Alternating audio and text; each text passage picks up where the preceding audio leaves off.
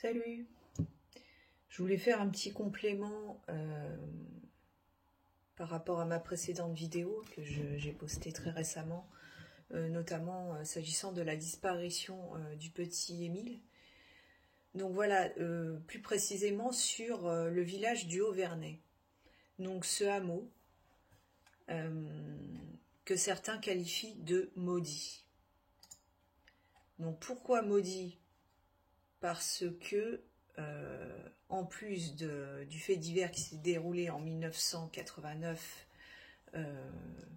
au cours duquel le petit Yanis, 3 ans, avait échappé à la surveillance de sa mère, il était en train de jouer dans le jardin, il avait disparu, et malheureusement, malgré toutes les fouilles qui avaient été menées, on ne l'a jamais retrouvé vivant, et on ne l'a jamais retrouvé ni vivant ni mort d'ailleurs.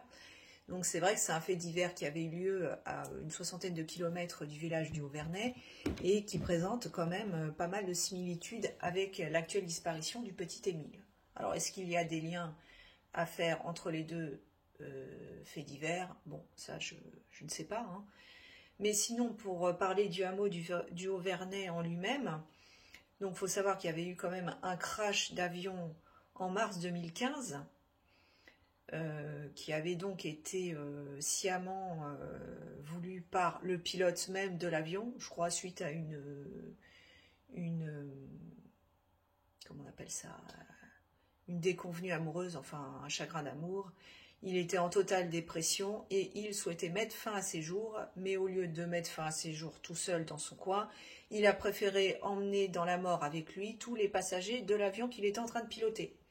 Et donc malheureusement, tous les passagers et le pilote lui-même sont décédés dans le crash de cet accident d'avion dans une zone très proche du Haut-Vernay. Voilà.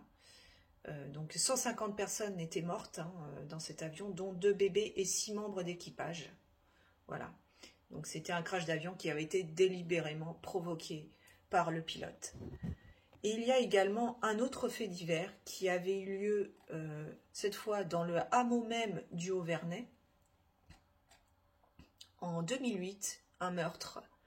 Donc les habitants du Haut-Vernay avaient été secoués par le meurtre d'une commerçante du village. C'est la gérante du café qui avait été sauvagement tuée par un client. Donc c'était effectivement donc, un véritable traumatisme pour tout le village qui a eu du mal à s'en remettre. Et on se rend compte en fait dans ce patelin, enfin, dans ce hameau, que le maire du village, qui s'appelle François Balic, est d'ailleurs par ailleurs avocat au barreau de Paris depuis plusieurs décennies et maire de ce village depuis pareil des décennies, donc il le connaît très bien ce hameau.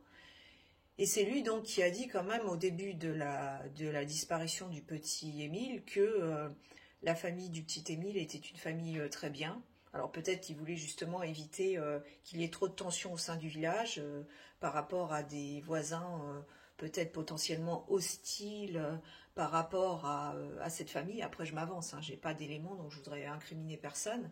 Mais voilà, on est quand même sur un hameau avec un lourd passé, avec peut-être des ondes négatives, des tensions, des dissonances, des rancœurs, des vengeances, peut-être des choses que les gens n'ont pas digérées au sein même du hameau. Il y a peut-être des rivalités aussi au sein des familles, puisque faut savoir que les grands-parents qui habitaient dans ce hameau, alors attention, ils habitaient pas là à l'année, c'était une résidence secondaire. On peut imaginer souvent dans les hameaux comme ça reculés, c'est des habitations, les terres appartiennent à des familles depuis des générations et des générations. Est-ce que potentiellement il n'y avait pas des histoires de rivalité? Pareil, piste à creuser s'agissant des témoins qui déclarent avoir vu le petit Émile seul dans la rue. On n'a pas plus d'informations. Alors il y a beaucoup de voix divergentes là-dedans. Au début, on nous dit que c'est des gens un peu âgés, après on nous dit que c'est des ados, après on nous dit que c'est des femmes. On ne sait pas, hein, on ne sait pas quelle est l'identité de ces témoins et quel crédit accorder à ces témoignages, puisque apparemment d'autres témoins disent avoir vu le petit Émile jouer le matin même de la disparition dans le centre du village, donc près de la fontaine, avec d'autres enfants, potentiellement des cousins, des cousines, ou donc des oncles et des tantes. Mais que sait-on vraiment des témoins qui déclarent l'avoir vu tout seul dans la rue? Est-ce qu'il était vraiment tout seul, ou est-ce qu'il y avait d'autres personnes qui l'accompagnaient mais qui étaient un peu plus loin? Est-ce qu'il est retourné de lui-même, le petit Émile, vers chez ses grands-parents, ou est-ce qu'on l'a vu descendre la rue principale? Tout ça, on n'a absolument aucune information, mais voilà, il y a des pistes à creuser, et c'est vrai que ce village a l'air d'avoir un passif assez lourd, donc voilà, affaire à suivre.